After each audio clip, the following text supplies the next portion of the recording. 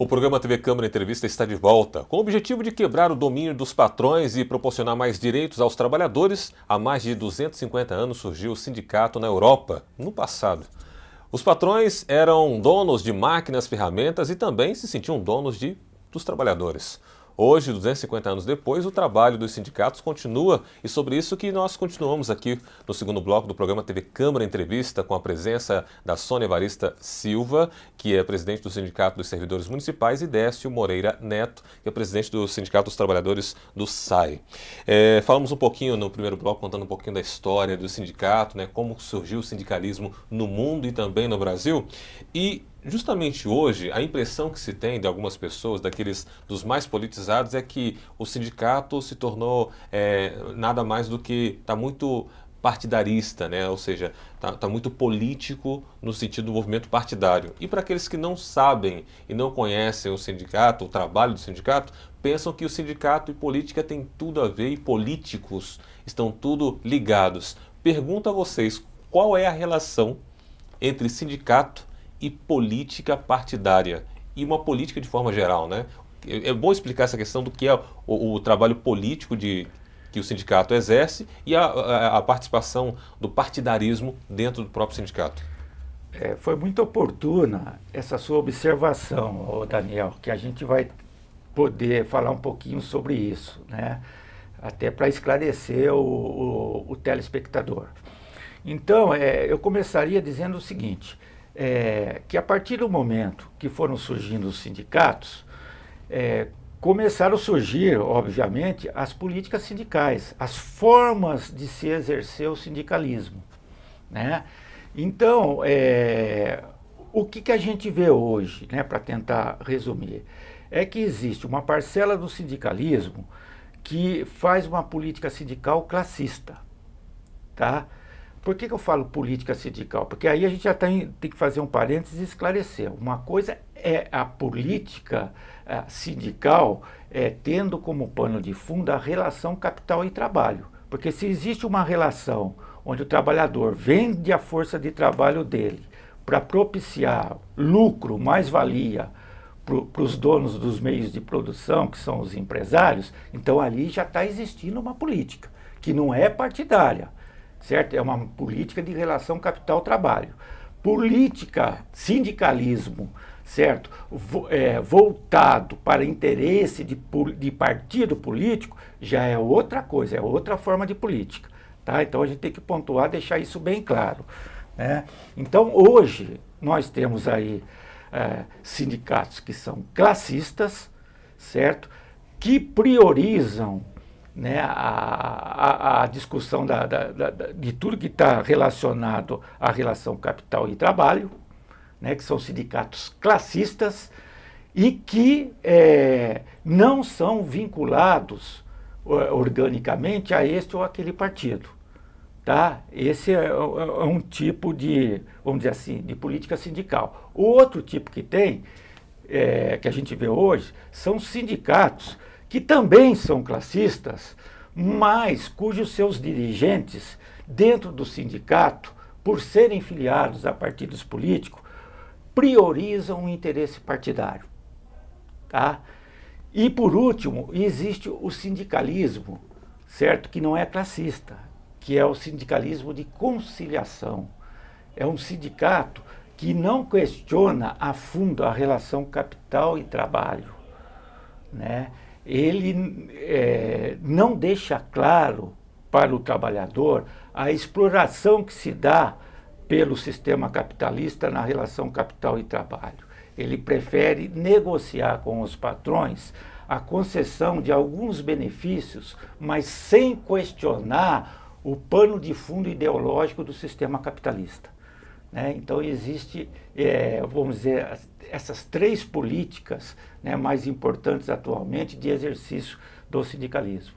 Os classistas independentes, que não priorizam o interesse partidário, os classistas que, de uma certa forma, canalizam a sua atuação para o interesse partidário, e aqueles que nós chamamos o pelego, que não é um sindicato classista, é um sindicato de conciliação que não questiona a fundo, certo, o funcionamento e a exploração que se dá por intermédio do desenvolvimento do capitalismo, seja nacional ou internacional. Que, em outras palavras, seria o sindicato patronal. Agora, pergunto a vocês, como é que estão os sindicatos aqui da nossa região, vocês que são presidentes dos sindicatos dos trabalhadores de duas frentes, né, servidores municipais e dos trabalhadores do Serviço Autônomo de Água e Esgoto aqui no nosso município, dois importantes movimentos, né, aqui da nossa cidade que movem essa nossa cidade e afetam a todas as classes aqui de uma forma bem direta. Pergunto a vocês como é que tem sido o trabalho de vocês como presidente e a atual situação realmente dentro dessas três frentes que foram colocadas aqui por vocês. Olha, é um trabalho bem, vamos dizer assim, eu estou no sindicato há 9 anos, né? Entrei como diretora tesoureira e agora estou como presidente. É um trabalho bem desgastante, principalmente porque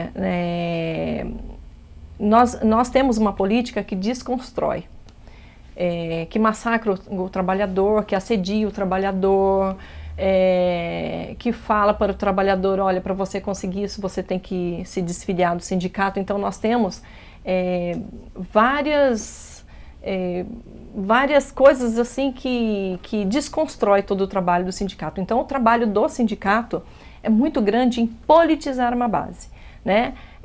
Tem uma diferença bem grande entre o nosso trabalho, que é com os servidores, que nós temos um exemplo do nossa base. Nós temos mais de 100 locais para visitar. E todos com poucas pessoas. Tem local que tem 100 pessoas, tem local que tem 2 funcionários públicos. E nós temos que ir em todos. Então, o trabalho de mobilização é muito maior do que de uma empresa. Que um sindicato, ele vai lá, ele fecha a portaria daquela empresa e ele consegue falar com todo mundo do primeiro turno, depois com o segundo turno, depois com o terceiro turno. Nosso trabalho é muito mais desgastante do que esse. O que eu tenho visto ao longo desses anos que eu estou no sindicato é que nós temos conseguido politizar uma parte que era totalmente despolitizada, que também tinha esse pensamento, né? Não quero saber de política, não quero estar vinculado a um sindicato, isso não me interessa. Então, essas pessoas, nós temos mudado o conceito de pensamento dessas pessoas, da importância do sindicato, da mobilização dos funcionários, porque nós representamos a categoria, nós representamos a classe dos trabalhadores, mas são os trabalhadores que têm que estar mobilizados e conscientes da importância disso, estar juntos, porque senão nós não temos quem representar, se essas pessoas não tiverem essa consciência. Então ainda nós temos muito trabalho ainda para se fazer, porque apesar de nós termos adquirido um respeito agora maior diante da base, diante do trabalho que a gente vem desenvolvendo, diante das conquistas que nós temos tido ao longo desses anos, mas ainda há muito mais para se fazer. A gente faz até um parêntese, né, Daniel, porque se a gente for analisar o sindicalismo no serviço público, ele só se tornou possível com a Constituição de 88. Sim. Até então não era permitida a organização sindical no serviço público. Né? Só no privado. Só no privado. Poderia ter associações, tudo que é outra coisa, só para atividades de recreação, culturais aí. Mas sindicato mesmo não era possível. Daí, em 88, que a Constituição permitiu essa organização dentro do serviço público. Então, em termos de história, né, nós estamos aí chegando com 30 anos de história do movimento sindical no serviço público, que não significa grande coisa. E no serviço público, a boa parte dos trabalhadores estão ligados aos serviços de obra, de manutenção da cidade, que é justamente aquele trabalhador menos politizado. No nosso caso aqui, muitos vieram do interior de Minas, saíram do campo para vir aqui nas cidades, trabalhar na parte urbana, se empregar, né? Então é bem isso que a Sônia colocou, é um desafio, né, você no dia a dia ir fazendo esse trabalho de politização, né, que a gente tem procurado fazer, né, até para esclarecer, nós do Sindicato do SAI, acho que dos trabalhadores municipais também, a gente tem essa visão classista, né, mais ampla. A gente não se atém só às questões corporativas de interesse só da nossa categoria. Né? Com essa visão que a gente tem uma preocupação com a classe de uma forma geral, mesmo porque nós trabalhamos diretamente no serviço público. E quem depende mais do serviço público é a grande classe trabalhadora aqui de Jacareí. Então não dá para desvincular, por exemplo, problemas na área de saúde, de educação, de tarifa de ônibus, né, de questões políticas a nível nacional. Né? Então a gente tem esse cuidado de fazer nas nossas assembleias discussões sobre a conjuntura não só local, como a conjuntura política nacional. Isso mesmo. Né? Para que o trabalhador possa ir, né, aprimorando a sua consciência política, discutindo conosco, porque também não somos os donos da verdade, mas é uma forma dele começar a formar a sua opinião sobre os principais problemas nacionais, a ponto até de questionar, né, essa mídia que representa o interesse do capital, uma mídia massiva que está aí diariamente mentindo para a classe trabalhadora, como está fazendo aí em relação à questão da reforma da Previdência, da reforma trabalhista, dizendo que não tem outra alternativa para o país reativar o crescimento econômico se não fizer essa reforma, né? Em outro momento a gente pode até mostrar que não existe rombo da Previdência, que as leis trabalhistas que estão aí, que protegem um pouco o trabalhador, os benefícios que propiciam, são muito pequenos em relação ao lucro, né, do grande capital, principalmente das grandes multinacionais que estão aí, né? Está tudo dentro de um projeto mais amplo, né, que a gente chama de projeto neoliberal, isso que a gente está vendo no país, as reformas, as privatizações, como agora na SEDAI, no Rio de Janeiro, está tudo num contexto maior, né, de recuperação do grande capital no mundo, né, que passa, né, pelo arroxo salarial, né, a perda de benefícios, né, tudo isso é enxugamento do Estado, o Estado mínimo, são medidas que no conjunto propiciam uma apropriação ainda maior da iniciativa privada sobre o Estado. Né?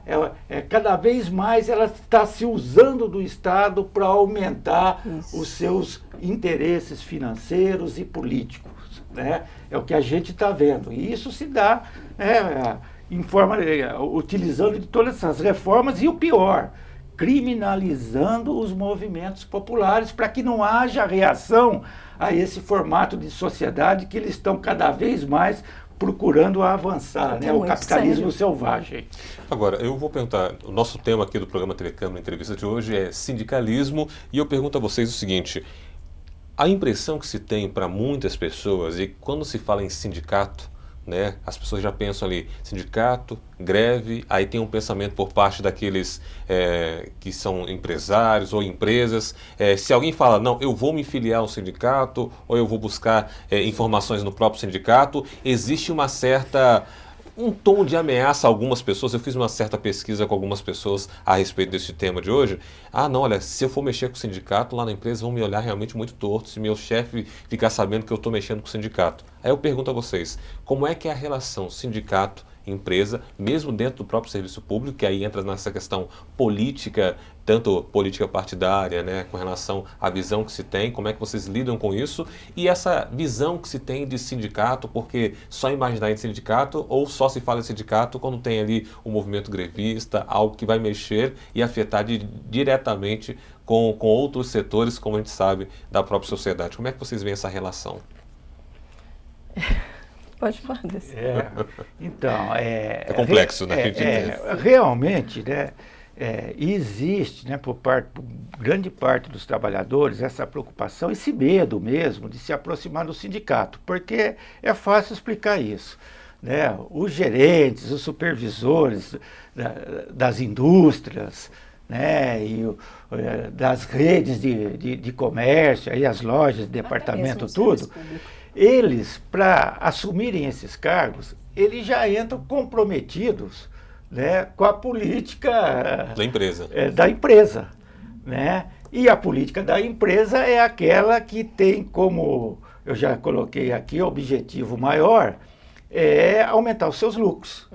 Né? Aquela papagaiada de meta, nossa missão, aquilo lá é só para botar na placa, lá nas salas dentro da empresa, tudo, mas no fundo a gente sabe, certo? Resumindo que, sabe, dentro do regime capitalista, qual a empresa que não visa aumentar a qualquer custo os seus lucros, né? Então, é até natural que haja essa preocupação por parte do trabalhador. Mas o trabalhador, ainda assim, eu acho que ele não tem que ter esse medo, porque é um direito, né, garantido na Constituição, você se filiar a um sindicato. Né? O sindicato é o representante legítimo das categorias aí das diversas áreas econômicas. Né? Isso é garantido por lei. Né? Agora, é que aí vai entrar aquela questão da consciência política do trabalhador, né? Ele assimila muito mais aquela cultura, como eu já disse no começo, né, colocado aí pelos grandes empresários, tal, de que ele, né, entre aspas, se comportando direitinho, de acordo com o interesse político do dono da fábrica, ele vai poder ter uma ascensão social. Se engana ele, né, que nunca ele vai chegar lá em cima. Né? E se chegar, vai ser um ou outro que consegue, né, reproduzir muito bem esse modelo que está aí de exploração. Né? Então isso aí afasta um pouco esse trabalhador do sindicato. Né? Isso de um modo geral, que é uma coisa que já vem de muito tempo. Agora, atualmente, tem um outro problema que nós estamos tendo em relação ao movimento sindical. Tá? E aí não dá para a gente deixar de fazer uma referência da contribuição dos últimos governos do PT, né, os reflexos que houve para a organização sindical. Né? Então, com todo o respeito à base do PT, que tem muita gente boa, gente combativa, mas a cúpula do Partido dos Trabalhadores, nesses últimos 16 anos de poder, a cúpula ela desmobilizou o movimento sindical. Ela priorizou a questão institucional, levando vários sindicalistas experientes para a administração, tanto federal, como estadual, como em prefeituras do PT. Priorizou o institucional. Então, todas essas lideranças enfraqueceram aquele movimento de organização junto às bases. O pessoal começou a ficar muito encantado a partir do momento que começaram a ocupar cargos públicos. Muitos sindicalistas aí foram ocupar cargos nos conselhos das estatais, ganhando 20, 30 mil por mês. Outros ocuparam cargos de secretarias nas administrações petistas. Aconteceu muito disso. Então a organização de base ficou prejudicada. Daí, só para encurtar um pouco, vieram os escândalos, Mensalão, Petrolão e coisa abaixo. E hoje, né, essa classe dominante, né, que representa aí o interesse do capital financeiro, o agronegócio, os grandes latifundiários, soube se aproveitar politicamente muito bem disso. Então, basta você ser sindicalista, que ele já coloca todo mundo no mesmo barco. Associação. Já associa com o PT. Porque quer queira, quer não, né, com todos esses problemas, o PT também, no imaginário dessa classe trabalhadora que não é registrada, que não tem consciência política, o PT e sindicato estão ligados uma coisa com a outra, até mesmo porque a CUT é um braço sindical do PT, que é a maior central sindical do país. Então, por exemplo, nós no serviço público aqui, o Sindicato dos SAIs, Sindicato dos Públicos, né, que não temos vínculo partidário nenhum, né, somos um sindicato classista, que discute democraticamente com os trabalhadores os problemas da categoria. De repente, se você vai se posicionar em relação à reforma da Previdência, à reforma trabalhista, sabe, é difícil, porque, que nem você colocou, o trabalhador já fica meio assim, sindicato é PT, é camisa vermelha, não sei o que, não tem nada a ver, certo?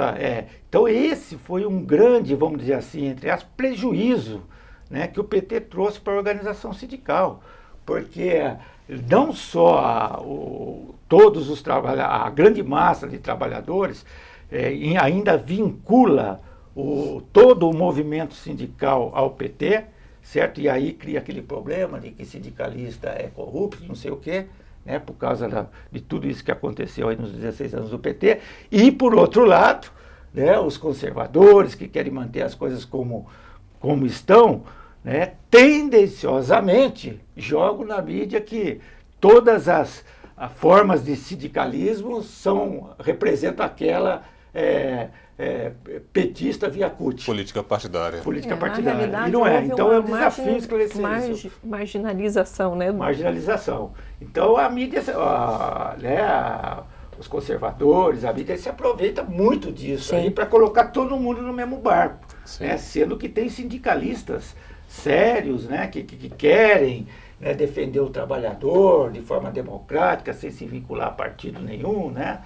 E é ruim, porque daí aquele ramo sindical ligado ao peleguismo, que vai lá negociar reforma da Previdência, reforma trabalhista, né, como a Força Sindical e outras centrais aí pelegas, elas passam, nossa, eles aí estão negociando alguma coisa, né? Sendo que não tem o que negociar, né? Que a gente está vendo a reforma trabalhista, está acabando com a dignidade do trabalhador, né?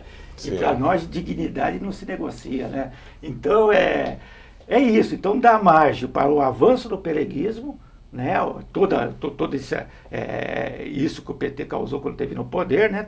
Está favorecendo, né, o fortalecimento de centrais sindicais que não fazem a luta de classe, que vão lá só para negociar algumas querelas e que passam a ter força, né? Também, inclusive, são ligados a partidos conservadores, e, por outro lado, trouxe o prejuízo de botar aqueles sindicatos de luta no mesmo barco, né? Tentando sempre nos identificarmos como cutistas, como petistas, e não é nada disso, né?